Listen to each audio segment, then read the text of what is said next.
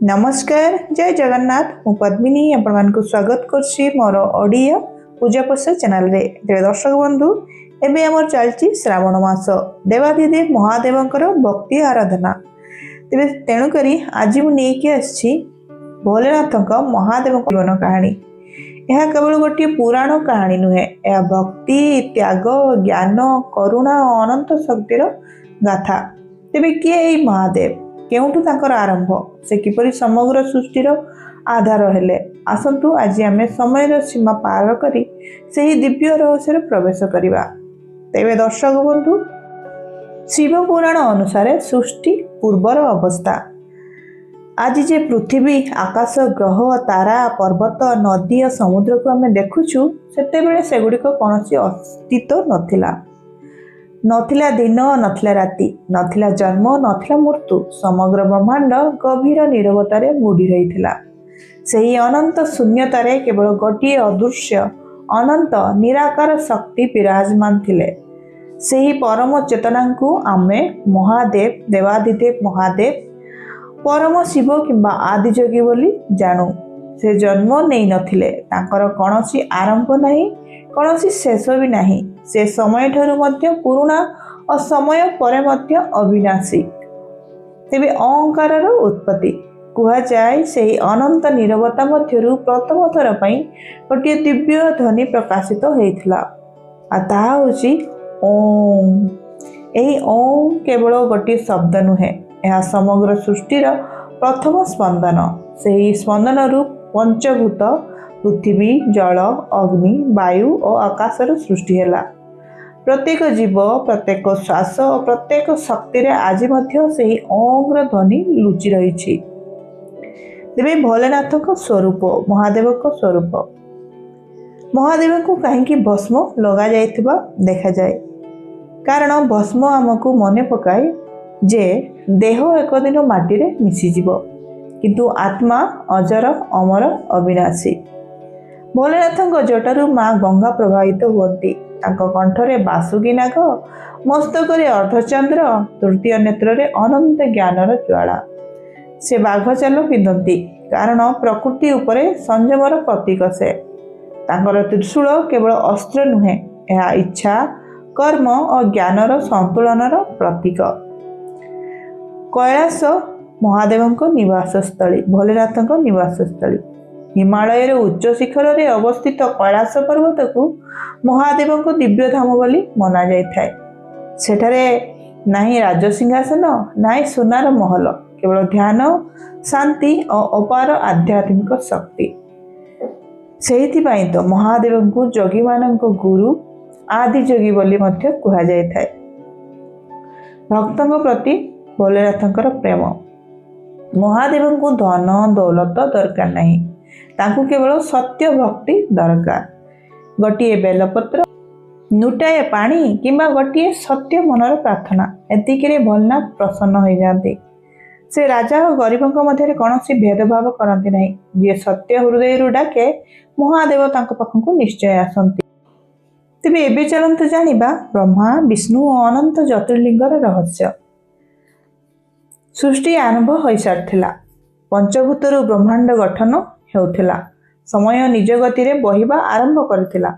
सही समय रे सृष्टिकर्ता ब्रह्मा और पालनकर्ता विष्णु को मन रे गोटे प्रश्न उठिला, आम दुई जनक मध्य सर्वश्रेष्ठ किए?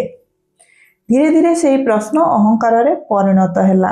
ब्रह्मा कहिले, मु सृष्टि करिछि, समस्त जीव मो ठारू जन्म नैछंती, तेणु मु सर्वश्रेष्ठ। विष्णु शांत स्वर रे कहिले, सृष्टि करिबा जेते महत्वपूर्ण, ताहाको पालन करिया मध्य सेते ही महत्वपूर्ण। समस्त प्राणी को रक्षा मु करुछि। कथा कथारे विवाद बढ़ला, देवलोक रे अशांति खेलीगला। ठीक सही समय रे हठात समग्र ब्रह्मांड कंपी उठिला, आकाश फाटी जीवा परि लागिला एवं दुई जनक मध्य प्रकाश पाइला गोटे असीम अग्निस्तंभ, जार ना आरंभ देखा जाउथिला ना शेष। सेही अग्निर तेजरे सूर्यर आलोक मध्य फीका पड़गला। देवता माने आखि बंद करदेले, ऋषि माने ध्यान रे लीन हो गले। समग्र ब्रह्मांड रे केवल गोटे ध्वनि प्रतिध्वनित हेउथला, ओम नमः शिवाय। ବ୍ରହ୍ମା ବିଷ୍ଣୁ ଆଶ୍ଚର୍ଯ୍ୟରେ ଠିଆ ହୋଇ ରହିଗଲେ। ସେମାନେ ବୁଝିପାରୁନଥିଲେ ଏହି ଅନନ୍ତ ଜ୍ୟୋତି କାହାର, ଏହା ଶେଷ କେଉଁଠି। ତାପରେ ନିଷ୍ପତ୍ତି ହେଲା। ବ୍ରହ୍ମା ହଂସ ରୂପ ଧାରଣ କରି ଉପରକୁ ଯିବେ, ବିଷ୍ଣୁ ବରାହ ରୂପ ଧାରଣ କରି ତଳକୁ ଯିବେ। ଯିଏ ପ୍ରଥମେ ଏହାର ଶେଷ ଖୋଜିବେ ସେ ହିଁ ସର୍ବଶ୍ରେଷ୍ଠ ବୋଲି ମନାଯିବେ। 1000 ବର୍ଷ ବିତିଗଲା, ଲକ୍ଷ ବର୍ଷ ବିତିଗଲା, କିନ୍ତୁ ନା ଶେଷ ମିଳିଲା ନା ଆରମ୍ଭ। ବିଷ୍ଣୁ ଶେଷରେ ନମ୍ରତାର ସହ ଫେରି ଆସି କହିଲେ, ମୁଁ ପରାଜୟ ସ୍ୱୀକାର କରୁଛି। ଏହି ଅନନ୍ତ ଜ୍ୟୋତିର କୌଣସି ଶେଷ ନାହିଁ।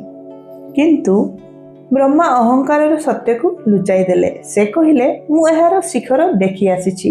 ସେହି ମୁହୂର୍ତ୍ତରେ ଅନନ୍ତ ଅଗ୍ନିସ୍ତମ୍ଭରୁ ପ୍ରକଟ ହେଲେ ମହାଦେବ। ଜଟାରୁ ଗଙ୍ଗା ପ୍ରବାହିତ, ମସ୍ତକରେ ଅର୍ଦ୍ଧଚନ୍ଦ୍ର, କଣ୍ଠରେ ବାସୁକି, ହାତରେ ତ୍ରିଶୂଳ। ତାଙ୍କ ତୃତୀୟ ନେତ୍ରରେ ତେଜରେ 3 ଲୋକ ଆଲୋକିତ ହୋଇଯାଇଥିଲା। ମହାଦେବ ଗମ୍ଭୀର ସ୍ୱରରେ କହିଲେ, ସତ୍ୟ ହିଁ ପରମ ଧର୍ମ।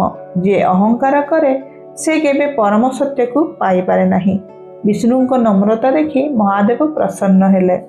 ବ୍ରହ୍ମାଙ୍କ ଅସତ୍ୟରେ ସେ ଦୁଃଖିତ ହେଲେ। କୁହାଯାଏ ସେହି କାରଣରୁ ବ୍ରହ୍ମାଙ୍କର ମନ୍ଦିର ପୃଥିବୀରେ ଅତ୍ୟନ୍ତ କମ୍। ସେହି ଅନନ୍ତ ଅଗ୍ନିସ୍ତମ୍ଭ ହେଉଛି ଜ୍ୟୋତିର୍ଲିଙ୍ଗ, ଯାହାର ନାହିଁ ଆରମ୍ଭ ନାହିଁ ଶେଷ। ଏହା ଆମକୁ ଶିଖାଇଥାଏ, ଈଶ୍ୱରଙ୍କୁ ଜାଣିବାକୁ ଶକ୍ତି ନୁହେଁ, ଜ୍ଞାନ ନୁହେଁ, ଧନ ନୁହେଁ, ଦରକାର କେବଳ ନମ୍ରତା, ସତ୍ୟ ଓ ଭକ୍ତି ଓ ଶ୍ରଦ୍ଧା।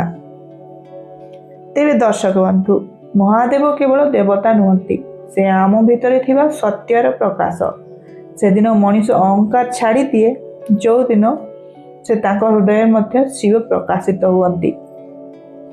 ତେବେ ଦର୍ଶକ ବନ୍ଧୁ, ଯଦି ଏ ଭିଡ଼ିଓ ଆପଣ ଏପର୍ଯ୍ୟନ୍ତ ଦେଖିଛନ୍ତି ତାହେଲେ ହୃଦୟରୁ କୁହନ୍ତୁ ଓମ୍ ନମଃ ଶିବାୟ। ହୁଏତ ଆପଣଙ୍କ ପ୍ରାର୍ଥନା ଶବ୍ଦରେ ନୁହେଁ, ଭାବନାରେ ମହାଦେବଙ୍କ ପାଖକୁ ପହଞ୍ଚିଯିବ। ହର ହର ମହାଦେବ, ଜୟ ଶିବ ଶମ୍ଭୁ, ଜୟ ଭୋଲେନାଥ। ତେବେ ଏହି ପୃଥିବୀରେ ଅନେକ ମନ୍ତ୍ର ଅଛି, କିନ୍ତୁ କିଛି ମନ୍ତ୍ର ଏମିତି ଅଛି ଯାହା କେବଳ ଶବ୍ଦ ନୁହେଁ, ସେଗୁଡ଼ିକ ହେଉଛି ପରମାତ୍ମାଙ୍କ ସହ ସିଧାସଳଖ ସଂଯୋଗର ସେତୁ। ସେହିପରି ଏକ ମହାମନ୍ତ୍ର ହେଉଛି ଓମ୍ ନମଃ ଶିବାୟ।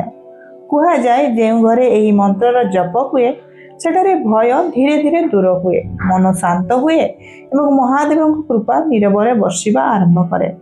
ତେବେ ଶିବ ପଞ୍ଚାକ୍ଷରୀ ମନ୍ତ୍ର କାହିଁକି କୁହାଯାଏ? ଓମ୍ ନମଃ ଶିବାୟର 5ଟି ଅକ୍ଷର। ନମଃ ଶିବାୟ, ଏହି 5 ଅକ୍ଷର ପଞ୍ଚଭୂତର ପ୍ରତୀକ। ନ ମାନେ ପୃଥିବୀ, ମ ମାନେ ଜଳ, ସି ମାନେ ଅଗ୍ନି, ବା ମାନେ ବାୟୁ, ୟ ମାନେ ଆକାଶ। ଯେତେବେଳେ ଆମେ ଓମ୍ ନମଃ ଶିବାୟ ଜପ କରୁ, ଆମ ଶରୀର, ମନ ଓ ଆତ୍ମା ପ୍ରକୃତିର ଏହି 5 ତତ୍ତ୍ୱ ସହ ସନ୍ତୁଳିତ ହେବାକୁ ଲାଗେ। ଓଂର ଅର୍ଥ, ଓଂ ହେଉଛି ସୃଷ୍ଟିର ପ୍ରଥମ ଧ୍ୱନି। ଏହି ଧ୍ୱନିରୁ ବ୍ରହ୍ମାଣ୍ଡର ସୃଷ୍ଟି ହୋଇଥିଲା ବୋଲି ଶାସ୍ତ୍ରରେ ବର୍ଣ୍ଣିତ। ସେଥିପାଇଁ ଓଂ ନମଃ ଶିବାୟର ଅର୍ଥ କେବଳ ମହାଦେବଙ୍କୁ ପ୍ରଣାମ ନୁହେଁ, ବରଂ ନିଜ ଭିତରେ ଥିବା ପରମ ଚେତନାକୁ ନମସ୍କାର କରିବା। ଏହି ମନ୍ତ୍ରର ଶକ୍ତି କୁହାଯାଏ, ଯେଉଁ ବ୍ୟକ୍ତି ପ୍ରତିଦିନ ଭକ୍ତି ଭାବରେ ଓଂ ନମଃ ଶିବାୟ ଜପ କରନ୍ତି ତାଙ୍କ ମନର ଭୟ କମିଯାଏ, କ୍ରୋଧ ଶାନ୍ତ ହୁଏ, ଅହଙ୍କାର ଗଳିଯାଏ ଏବଂ ଜୀବନରେ ଧୈର୍ଯ୍ୟ, କରୁଣା ଓ ସାହସ ବଢ଼ିଥାଏ। ଏହି ମନ୍ତ୍ର ମଣିଷକୁ କେବଳ ସଫଳ ନୁହେଁ, ବରଂ ସରଳ, ପବିତ୍ର ଓ ଈଶ୍ୱରଙ୍କ ନିକଟତର କରିଥାଏ। ତେବେ ଦର୍ଶକ ବନ୍ଧୁ, ଜୀବନରେ ଯେତେବେଳେ ଆପଣଙ୍କୁ ଲାଗିବ ଆଉ କେହି ଆପଣଙ୍କ କଥା ଶୁଣୁନାହାନ୍ତି, ଚୁପଚାପ ଆଖି ବନ୍ଦ କରନ୍ତୁ ଏବଂ ହୃଦୟରୁ ମାତ୍ର ଗୋଟିଏ ଥର କୁହନ୍ତୁ ଓମ୍ ନମଃ ଶିବାୟ। ହୁଏତ ଆପଣ ମହାଦେବଙ୍କୁ ଦେଖିପାରିବେ ନାହିଁ, କିନ୍ତୁ ଚାହିଁଲେ ମନ ଚକ୍ଷୁରେ ଦେଖିପାରିବେ। ନିଶ୍ଚୟ ଅନୁଭବ କରିପାରିବେ ଯେ ଆପଣ କେବେ ବି ଏକା ନୁହନ୍ତି। ମହାଦେବ ସବୁବେଳେ ନିଜ ଭକ୍ତଙ୍କ ସହ ଅଛନ୍ତି। ତେବେ ଦର୍ଶକ ବନ୍ଧୁ, ମହାଦେବଙ୍କ ମହିମା ଏଠି ସରିନାହିଁ। ପରବର୍ତ୍ତୀ ଭାଗରେ ଆମେ ଜାଣିବା ମାତା ସତୀଙ୍କ ଜନ୍ମ, ଦକ୍ଷଙ୍କ ଅହଙ୍କାର ଓ ଦକ୍ଷ ଯଜ୍ଞର ହୃଦୟ ବିଦାରକ କାହାଣୀ। ତେବେ ଦର୍ଶକ ବନ୍ଧୁ, ଯଦି ଏହି କାହାଣୀ ଆପଣଙ୍କୁ ଭଲ ଲାଗିଥାଏ ତେବେ ଭିଡ଼ିଓକୁ ଲାଇକ୍ କରନ୍ତୁ, ନିଜ ପରିବାର ଓ ବନ୍ଧୁମାନଙ୍କ ସହ ସେୟାର କରନ୍ତୁ ଏବଂ ଆମ ଓଡ଼ିଆ ପୂଜା ପ୍ରସାଦ ଚ୍ୟାନେଲକୁ ସବସ୍କ୍ରାଇବ୍ କରନ୍ତୁ। ନମସ୍କାର, ଜୟ ଜଗନ୍ନାଥ, ହର ହର ମହାଦେବ, ଓମ୍ ନମଃ ଶିବାୟ।